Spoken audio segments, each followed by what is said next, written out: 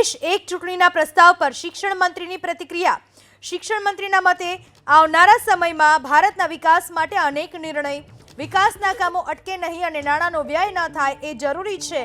એક દેશ એક ચૂંટણીનો નિર્ણય દેશ માટે સર્વશ્રેષ્ઠ છે।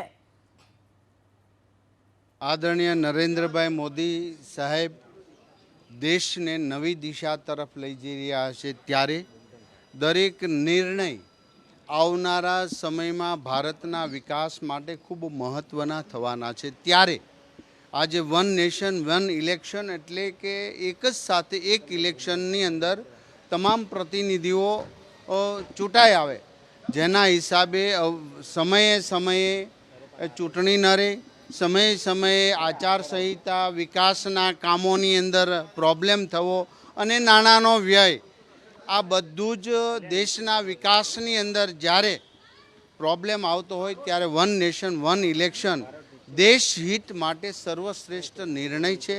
આદરણીય નરેન્દ્રભાઈ મોદી સાહેબ જ્યારે આ નિર્ણય લઈ જઈ રહ્યા છે, ત્યારે 2047ના વિકસિત ભારતનો જે સંકલ્પ લીધો છે, એ વિકસિત ભારતના સ્ટેપની અંદર આ ખૂબ મહત્ત્વનું થશે।